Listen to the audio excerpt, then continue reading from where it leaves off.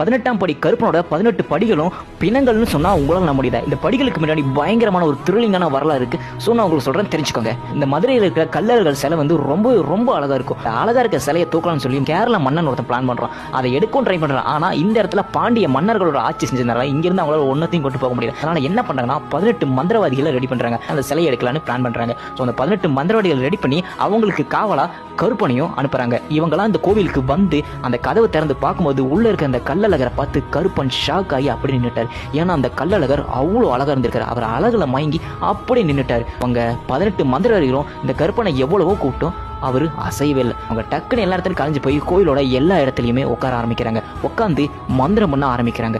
ஏன்னா அந்த சிலையை வெளில கொண்டு போகணும்ல, யாருக்கும் தெரியாம பவர்ஃபுல்லான அந்த சிலையை கொண்டு போகல. அதனால கோயில் சுற்றி உட்காந்து மந்திரம் பண்ண ஸ்டார்ட் பண்றாங்க. அது இல்லாமல் அவங்க கண்ணில் மை ஒன்று வச்சுக்கிறாங்க. அந்த மை எதுக்குன்னா அந்த கோயிலுக்குள்ள இருக்கும்போது அவங்க யாருக்கு எனக்குமே தெரிய மாட்டாங்க அந்த மை இருக்க வரைக்கும். உடனே கள்ளழகர் என்ன பண்றாரு